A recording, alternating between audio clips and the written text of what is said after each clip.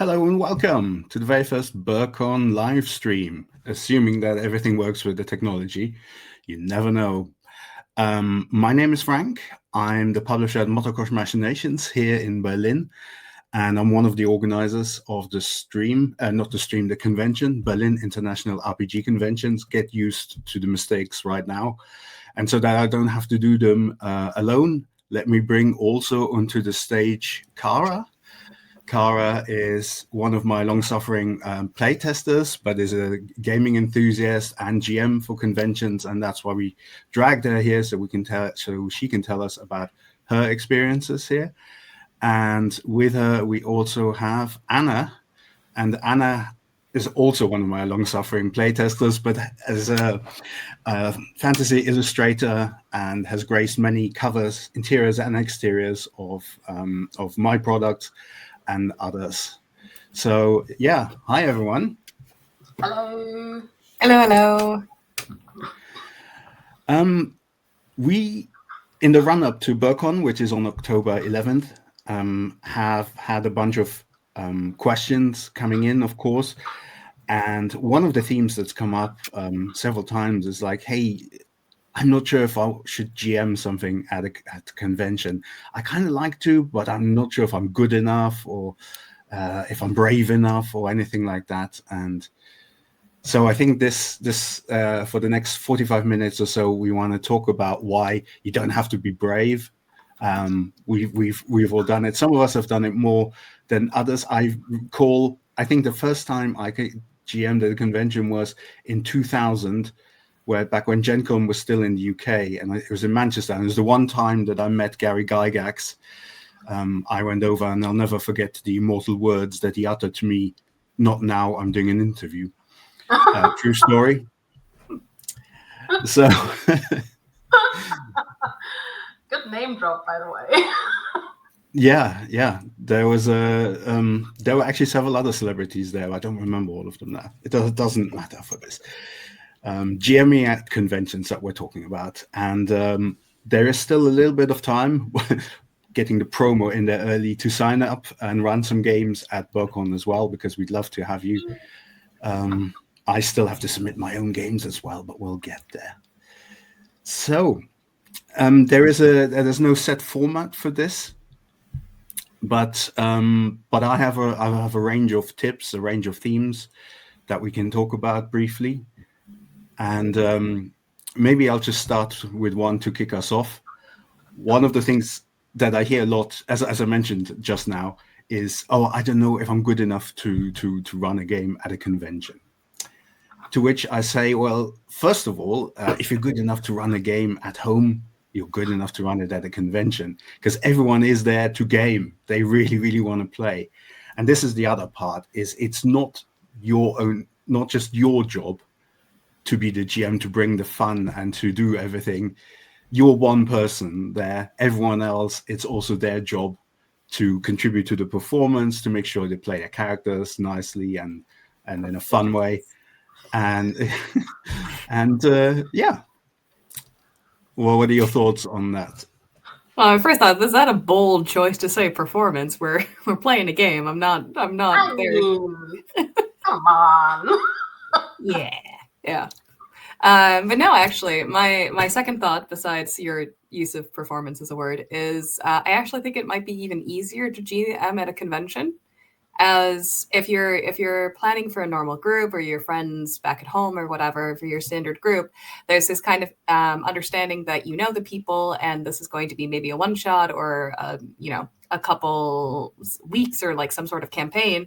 And then there's that extra pressure to incorporate the details of what you know of the people you're playing with. So if it's your friends, you know your friends' personalities, what they like and what they dislike. Whereas if at a convention, you're playing it 3 hours, maybe maximum 4 hours, you're likely going to create a pre-gen set of characters for the people to play. You don't really need to take into account the personality of the people that are going to be playing with you, because you don't know them, or it's very unlikely that you will know them. So you can come in, have a good time, offer the type of game that you want to offer, and just really go hog wild with whatever is there. Hog wild. I like that. I think it's a good point that there's people put a lot of pressure on themselves as GMs, but sometimes also the players put a lot of pressure on you as the GM, and I'm like, hey, you're part of the group. This is a collaborative game. But my experience at conventions, and I started GMing at a convention playing 45-minute games. So that was my my dip into the deep end. But everybody's there to have fun.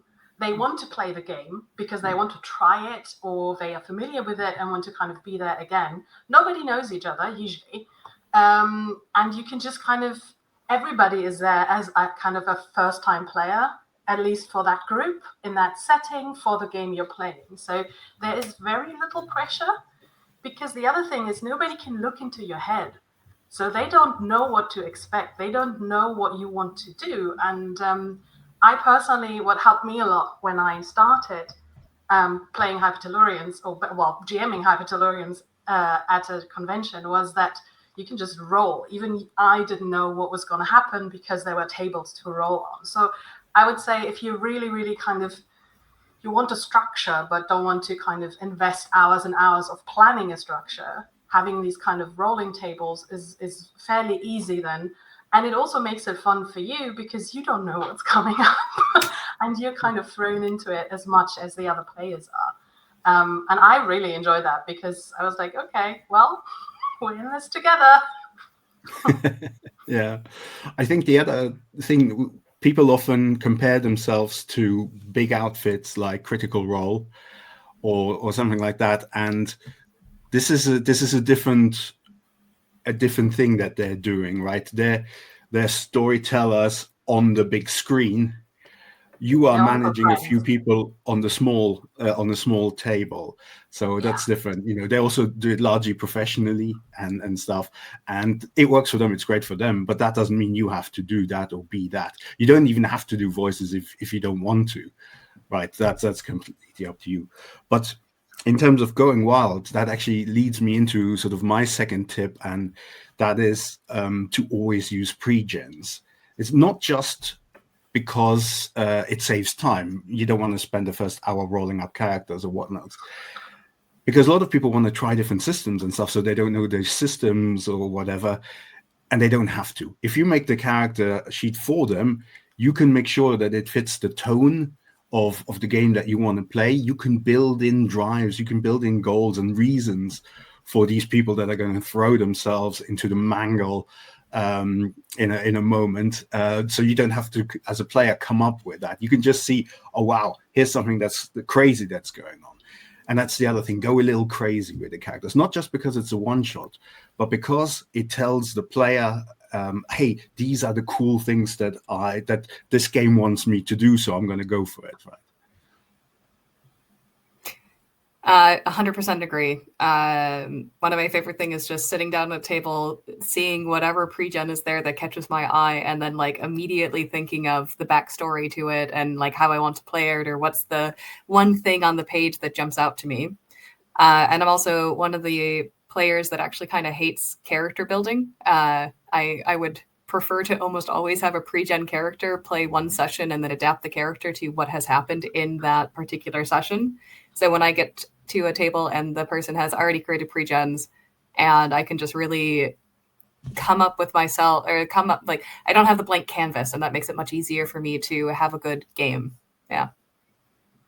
I also like using pre-gens. I mean, we're both playtesters also, so we use a lot of pre-gens.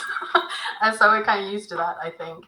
But I also like it because like you said, I don't have to think about it, but I also get to try things that I would not necessarily kind of think of myself to try. Yeah.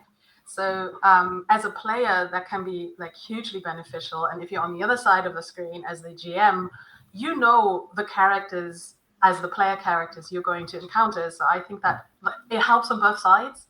And especially like at a convention, you are really there to kind of dip your toes into different things. So you really want to just kind of have a look.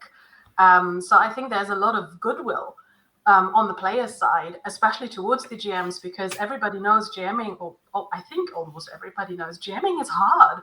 So I think a lot of people come in with a lot of goodwill. And yeah, you don't have to do the voices if you don't want to. I just want to say, no, GMing is not hard, because we want to encourage everyone to go and try. But yes, it is absolutely. certainly a lot easier than people think it is. Yeah, that's true. It's also there's a wide gamut. Some games do make it hard, do require a lot of preparation from the GM, and those parts are hard. As you get older, you'll find as a GM you gravitate to the systems that make your life easier. That's what I found, certainly. But going briefly back to the pre-gens, there's some systems you think, oh, but it's fun rolling up a character, and that's also true. And if it's a strong part of the game itself, you can still add little things in there that like give the character a little extra. Mm-hmm. Give them this item that ties into the story. Give them half of a locket and the other character has another, or part that ties people together, or player characters and GM characters, and so on and so forth. So you can still, after, if it's like a roll a few times on the table, still add some of these elements if you really want, but just giving them as additional items on top of it.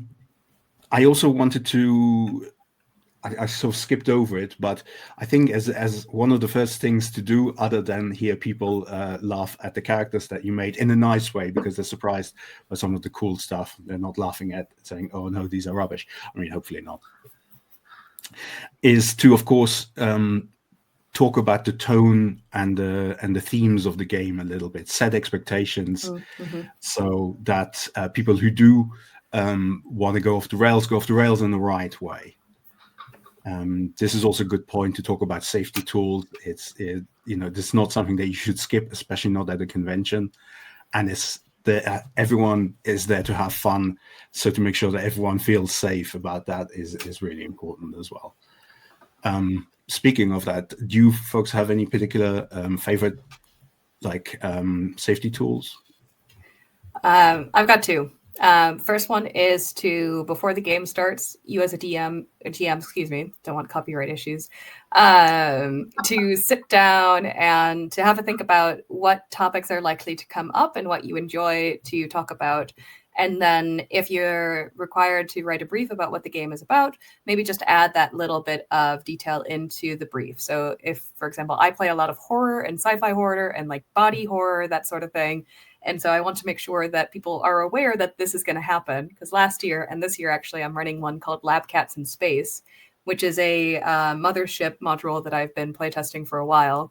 And you're playing a cat that's going through a mothership, so very potentially gruesome sci-fi horror situation. But if you just saw the moniker, oh, cats in space, you could think it's a very happy, child-friendly situation. It's not. Please come play. It's fun. So that's the first one. And the second one is then the X card. So the X card is pretty standard, I think, these days. You've got something on the table, either a card with an X on it or just any kind of piece of something that indicates that if it's picked up, the person that's picking it up is basically Xing out of the scene, is saying, nope, I don't want to do this. I don't want this to be played out.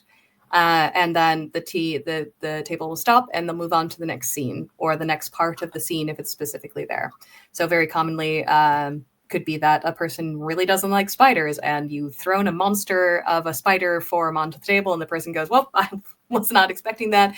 No, we're not doing spiders. I like people to squirm a little bit about spiders if at all possible, but within limits. Yeah. So, and then especially with a convention, it's important to either speed run through this at the very beginning to say, hey, this game is going to have spiders or X, Y, and Z, and to see if anybody already says no to that. So you don't necessarily need them to use the X card. But then also I like the fact that for the X card, you don't necessarily need to explain why you've done the X card.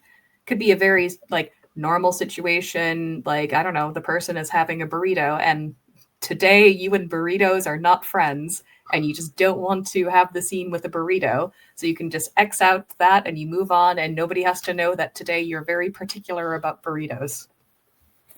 Yeah. Also, I'm assuming yeah. Sorry, go on. I'm gonna say I'm assuming at this point people are like, there's a cat. Oh my god, there's a cat. Yes, this is Max. He likes to be on camera.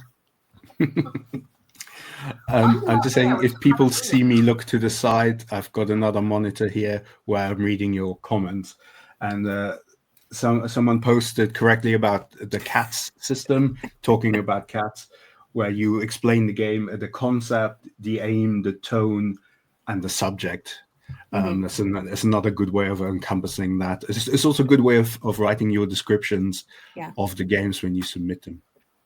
Also, you don't need to have a card. You can just go. You can improvise that in different ways. So you don't need to have another gimmick. It can just be like literal hand signs. Yeah, whatever you want to choose. But yeah, pretty much the same. Cool. So I want to talk a little bit about the session itself, because here's where people also get a little scared, because how do I make sure that my adventure fits into 3 hours, say, or 4 hours? And I have two approaches that depend on whether it's like I want to say linear-ish adventure where you have a set number of encounters, regardless of how you get there, versus it's an exploration adventure. You're dropped into somewhere and you can do whatever you want, because there's very different techniques. So for the first one, what I like to do is set some milestones. It's like by hour 1, they should be there. By hour 2, they should be there. And then hour 3, if it's 4 hour slot or whatever, we're absolutely starting this thing. And that helps you keep an overview. And when you notice it's slipping because we spend so much time on the encounter with a goblin because it was just a hit, and that's absolutely fine, then you can think about, well, here's a couple of things. Are they necessary? You can maybe cut them. And if not, you can use like a montage thing and be open about it. Say, hey, for the sake of time, let's assume this has happened, and you go there and there, and you are now here. And that's generally fine, because the other thing you don't want to do in general in games is for the pace to just drop and peter out. So you can just say, okay, and now this, if you need to pad a little bit, you can always bring an extra encounter in. Your adventure probably has a random table or something like that. So if you do, for whatever reason, need to pad, rarely happens in my experience, you can do that way. And then, and I'll quickly finish this up, then I'll let you guys go.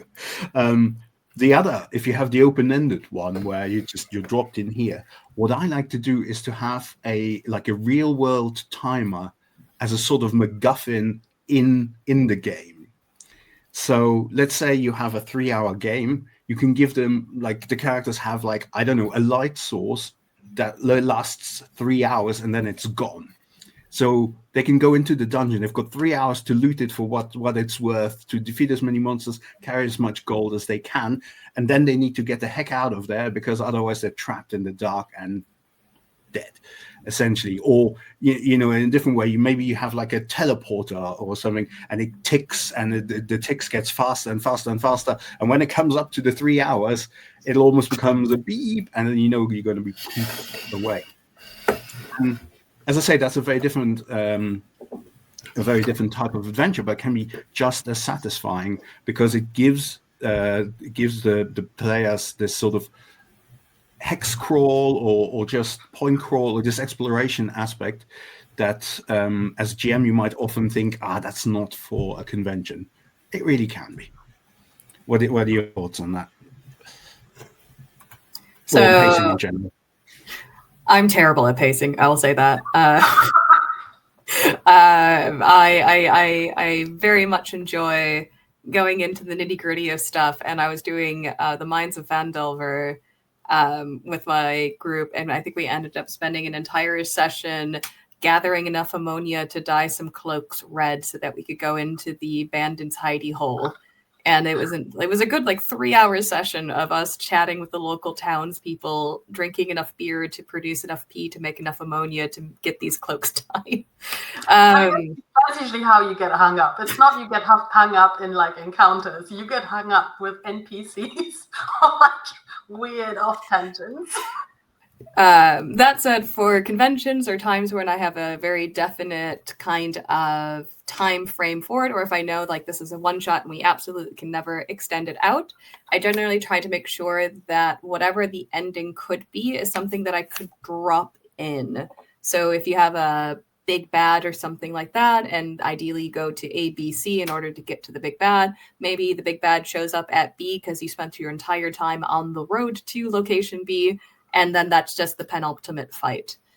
So just to have a little bit of flexibility and adaptability to what is happening in the game. I will forever think of this now because, okay, so you spend too much time drinking beer and peeing to get ammonia. Good game. There you have it, players. But yeah, I think it's I think don't hard bake stuff into certain locations, or I mean generally in a game don't necessarily do that, because your players might not end up there.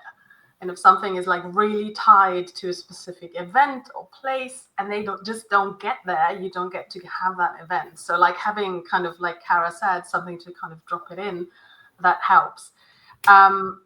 Like conventions, I've played very, very short games, 45 minutes. You usually don't get to have like a build up and stuff in 45 minutes. So what I do for that, but I think that can also be stretched out to a longer game, is kind of having these rolling tables, almost like rooms, although they weren't necessarily rooms, but having different encounters that you can kind of put together and then kind of just weave them together. So you can add them on if they're too fast. If they're too slow, you just do two. You know, they're like different things that you can do. And also telling your players that this is the type of game, like not speaking of tonality and atmosphere, but this is the type of game you're going to run. It's like, hey, you know, we're just gonna in this together, but also we're just gonna kind of have different encounters and see how far we get. You know, there might not be like a huge resolution for your characters just because this is a convention game. And I think like a lot of people are very open to that, to kind of just have this open game. I'd also say don't stress too much about if the game does go shorter than what you intended. If you thought it was going to be a 4-hour game and it ends up just being 2 hours, sure, people will be disappointed because they don't have the full 4 hours allocated, or like they don't play the full 4 hours. But if the game is well done and they had a good time and it happened to end in 2 hours, most people are going to be like, okay, cool, I've got 2 extra hours. Let's go talk about the game. Maybe let's get a snack. Let's go see what panels are on. Like there's so much happening at a convention generally that if it does happen that you had thought it was going to take 4 hours, it takes 2 hours, it just takes 3 hours, people are going to go off and do other things and they're going to be okay. You're not going to force them to go to a tavern and yeah. And drink beer so they can find the cloak so they can get them dyed. But I think that I mean, miscalculating 4 hours to 2 hours is the sort of thing that happens most often if you write your own adventure and you're not entirely sure how long things will take. But even there, I would say if you just divide it up into milestones, you can, as I said before, drop some stuff in, pad it out if necessary, or have more social encounters. They generally take a bit longer than a combat encounter, unless you're playing the sort of game where a combat encounter takes 4 hours. Then I take it all back. I would say, talking about pacing and timing, the one thing that is your job in general as a GM, and even more so perhaps at a convention, is to try and hand out equal amounts of screen time for each character. You have, in every group, you have the person that's the most boisterous, the most open-going, full of ideas, and they will talk a lot, do a lot. And you have the quiet character in the back who doesn't want to interrupt or something like that. And if you're running a longer game, sometimes you find that some people are happy to be just quiet. What's the word I'm looking for? Have the quiet experience. They will be part of it, but don't necessarily want to jump into the limelight. You can't know that at a convention, so you don't have to worry too much about it. But you should still strive to give everyone something to do a little bit. And so you can just go up if you notice someone who's been quiet, saying like, okay, let's say the loud one is your leader or something like that. Your leader reckons this is the plan, or you need to do something like this. then you can say, you, the other person, you're an expert. Your character is an expert in this one aspect of this plan. What do you suggest, or would you go about this, and so on and so forth. So with even just by asking, you as the GM asking these players directly, you don't have to wait and for it to naturally sort of occur, because they're each playing a character who's supposed to be really good at this one thing or this other thing, your face, your tank, or whatever. And that way it's quite easy to manage and hand out different screen times as well. I think what is also good to kind of set in the beginning before you even start playing is crosstalk at the table, because I do know that some players have like one-to-one scenes next to the actual game going on sometimes.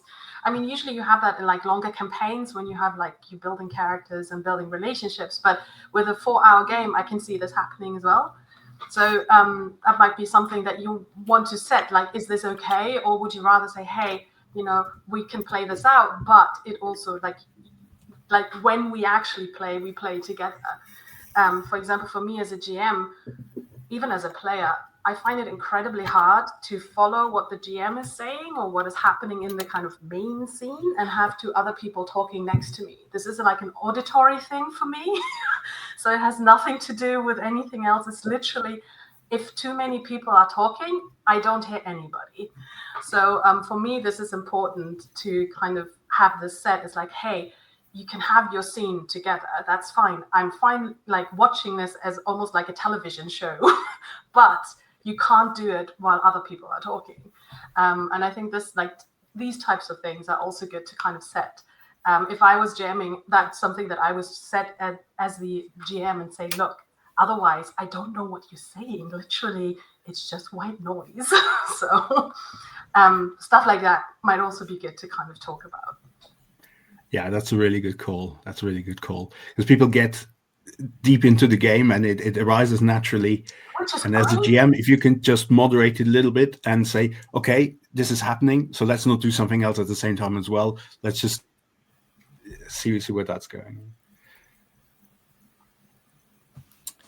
Do you have any more thoughts on the same topic, Cara? You mean if people are talking over each other in attempt to have... sorry, about the screen time. About the screen time. Yeah, no, I think what you said is just important, is just to keep an eye on and make sure that everybody has their chance to feel like the main character is important. And sometimes that's just also reminding somebody to, if you have, for example, a player that tends to jump in right away, just say, hold on a second, let's give this person a chance. Or this person, if you've used pre-gen characters, I've got cat hair all over my mouth now. If you have used pre-gen characters, you will know what the strengths of each of the characters are. So if you have a player that's been quite quiet and you're in the situation where they ought to be the people speaking or doing an action for whatever reason, you can say, okay, we can do that, but I know that player A is very good with, charisma checks or something like that, or maybe strength.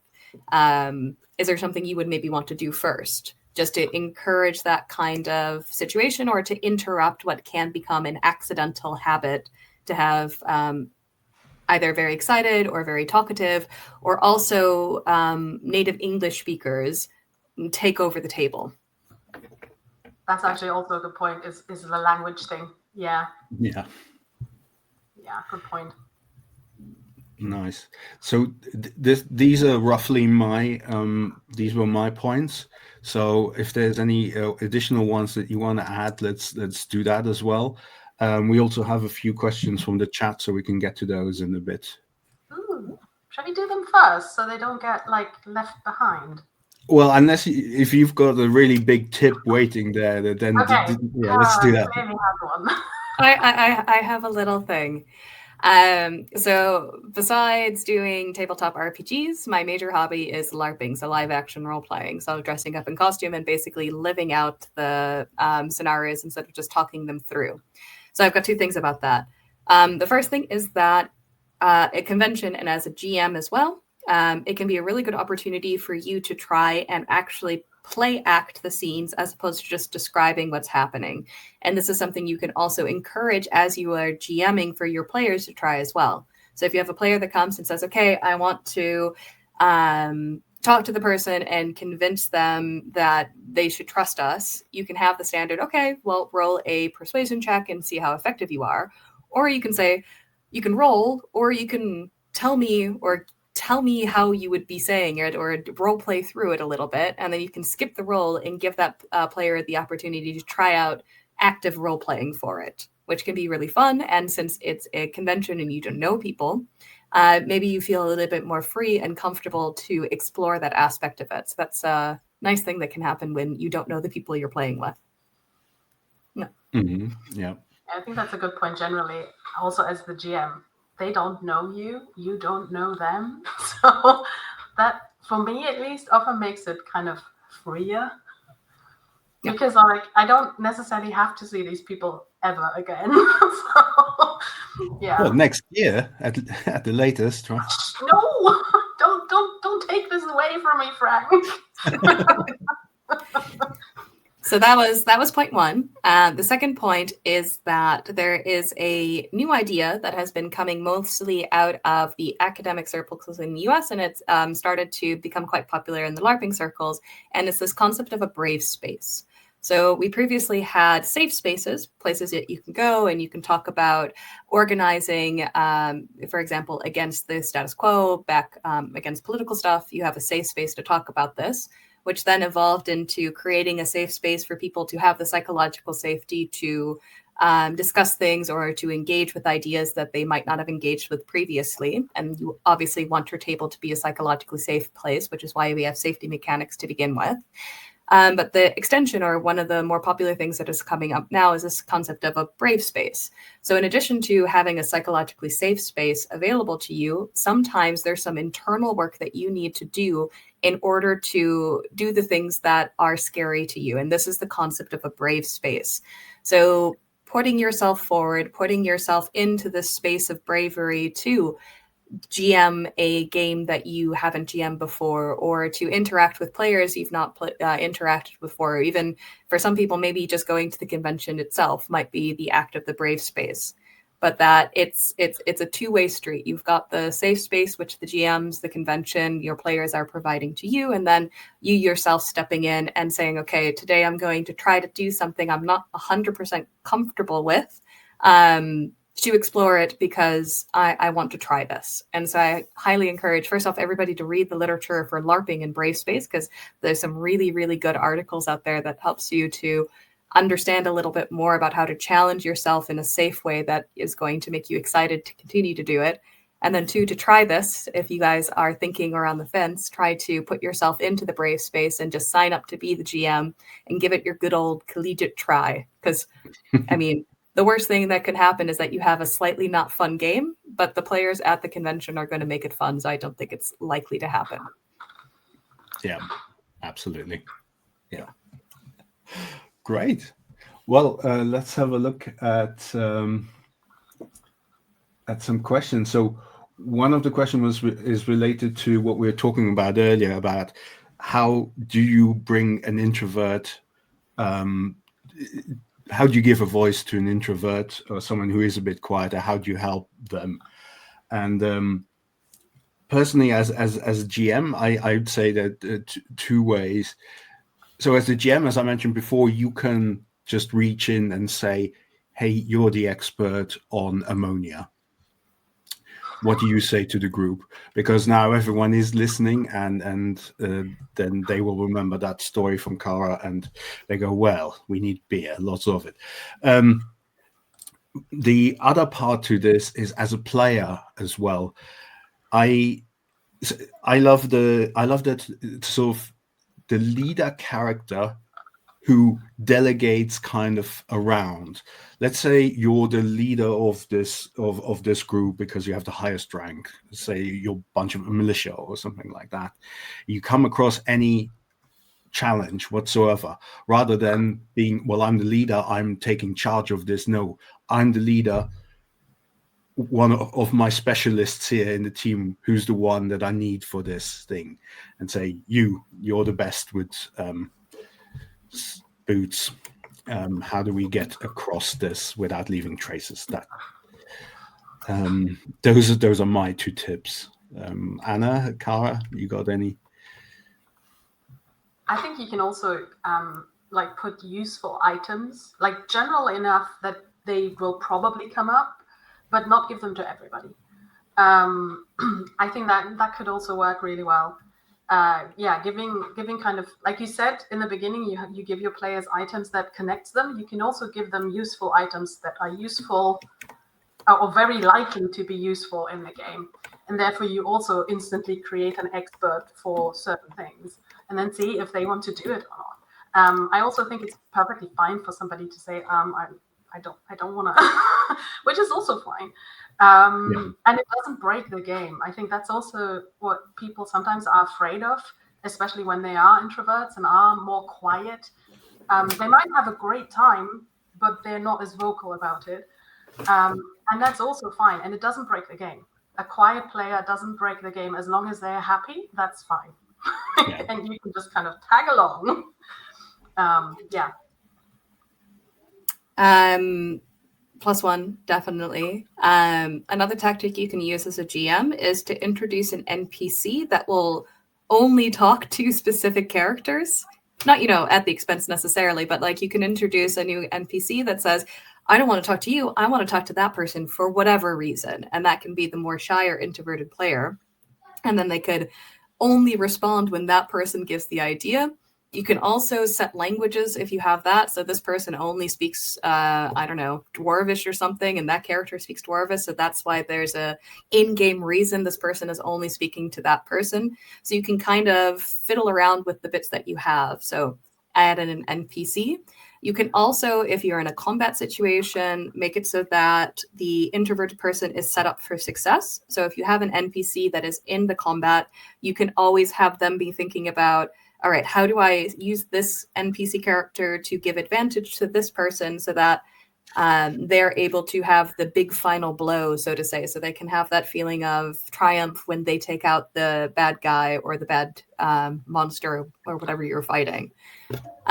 So constantly thinking of ways to play up other people, looking again to give them their moment of spotlight.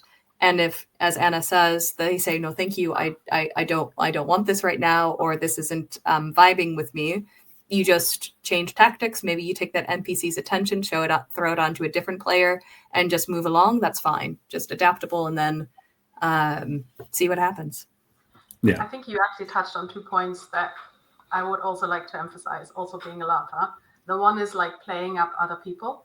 Again, this is something you can set beforehand and say, hey, we want, if you can, play up other people, make it like they can shine. Because it's collaborative. So everybody is supposed to kind of have a good time. Yeah. That's the one thing. And the other is that I don't think it's immersion breaking if you take breaks, as in if you have meta talk, but not like hours and hours of it, but like quickly check in with your players and say, hey, is everybody still on board? Is everybody still having fun? Shall we change something? Not just talking about spiders, but just generally, are you still with the game? Would you still like to be here and play it? I think that can also like help. You can also, again, set this in the beginning, say, hey, at the 1 hour mark, first of all, we take a pee break. And second of all, we talk about, do you still want to do this? Or there's the chance for everybody to kind of chime in, which kind of, I think, makes the whole atmosphere, especially when you're playing with people you don't know, makes it kind of more relaxed. When you got like an exit or an intermission type thing, that I think also really helps. I've got all of these character deaths lined up. Yeah, just choose one. To add on to this as well, yes and, yes but, and no but are really good ways as a GM, especially in a convention, to bring the action forward and have a really good time. So it's from improv theater for you that don't know. Probably most of you are familiar with it, but like, yes and. The player has said something, you say, yes, we're doing that, and also this other thing that happens on top of it. So, for instance, if we're using this ammonia thing, the person says, we need to get red cloaks, we need to do this, and you say, yes, and we're going to have to figure out a way to make the cloaks red. Or you say, we have to get the cloaks. You say, yes, but the cloaks that are available right now are white. Or you say, the last one is no, being like, okay, there are no cloaks, but you talked to somebody earlier who did mention there was a cloakroom in the tavern back before. And so you are taking what the players are saying. You never negate anything that they said unless it's completely out of the rules or is really, really breaking the scenario that you're trying to say. So for instance, if a player comes in and says, yes, and the aliens attacked, and you're playing some kind of like grim, dark, super realistic style story, that's not going to work, right?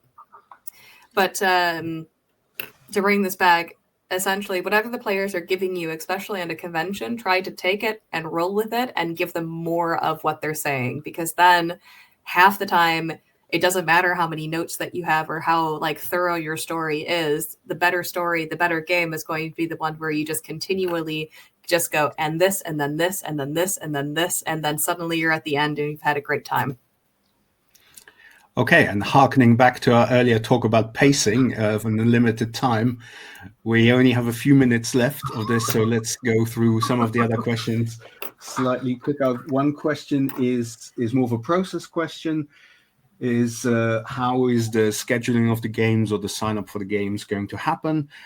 As a GM, if you want to submit a game, there's a form on the website. You can go to submit the games. And we will be releasing a version of the website quite soon where you will see all of the games that have been put on offer as a player, and you can choose which ones you'd like to attend. That's that. How much should one playtest before running at a convention? I think personally that depends a lot. If you have a pre-written adventure for a convention, you probably don't need to playtest quite a lot. If you're an old fart who's mostly winging it anyway, then you probably don't need much playtest anyway, because you just give the players crazy pre-gens and let them go wild. But if you've written your own adventure and you're earlier in that ladder, then I don't know. Have either of you ever playtested an adventure before a convention?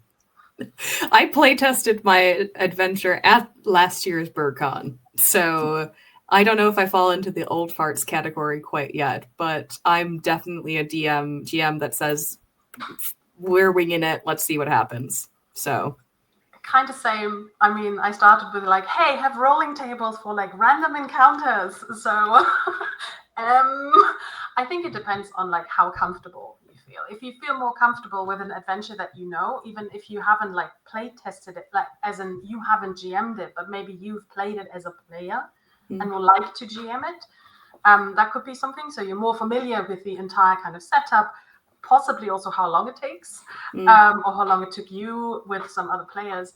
But it depends on how comfortable that makes you. Like, it will make me more uncomfortable because I'm like, oh no, I need to get somewhere like in a certain amount of time. That makes me anxious. So I'd rather have like, hey, and I roll, and this happens now. So, but I think that's a very personal thing. If it makes you more comfortable, play test it. If it doesn't, don't. I also think that sometimes people are worried about balance. Is this encounter too deadly? Is this too easy? And that's the sort of thing they want to play test a little bit. Now, my advice to that is I don't give a fart about balance. If it's too easy, it's like it's a fixed time frame anyway. Make double the monsters next time. If it's too hard, we've got fast forward to like a few weeks later. Our heroes never came back, so you're going after them to see what happened. Also, if the convention game ends with a TPK, that's one of the few situations in which everybody's kind of okay with that happening, because you're not going to play the game ever again, probably, with that group of people. Yeah. As long as they're the architects of their own demise. Yeah. Yes. Here's a question, but there's a lot of advice for GMs. Is there advice for players? Actually, yes. In most modern OSR books, there's a lot about advice for players in general as well. So in my own Hypertellurians, for example, there's a whole section just about that, because yes, it's just as important for the players to buy in, to lift others up, like you said, Anna, to help everyone roleplay their concept and achieve their concept. Yeah.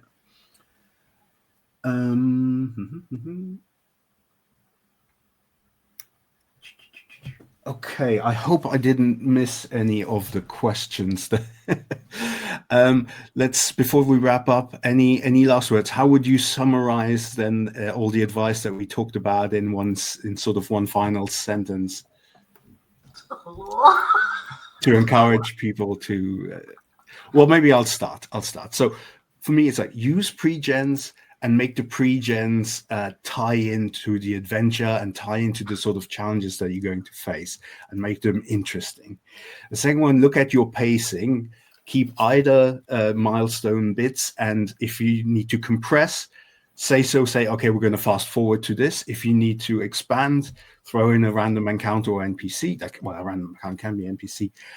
And finally, just manage a little bit the screen time between all of the participants. And then your job is done. Adding on to then lift up the players, yes and, no but, and then put yourself into the brave space to basically challenge yourself to do something that you're not something you've not necessarily done before. Yes. Yes, and. I also think it's like good to have a thought, even if you haven't GM'd at all. Not necessarily what type of GM you want to be, but what type of GM you are. As in, what type of person are you? Are you maybe an introvert yourself? So also kind of think about the GMing experience you want to have. So yeah, take a hard look at yourself. That sounds hard, but kind of look at what you like to kind of experience also as the GM, because it's not just the players playing the game. You're also there to play it and to have fun. So yeah, that's mine, because everything else was already said. I was gonna say, I don't know if it's pithy specifically, but as just a final comment, we touched on it a little bit earlier. There's a lot of, Critical Role exists. We've already talked about the effect of that. Like, everybody would love if their GM was somebody as talented as Matt Mercer.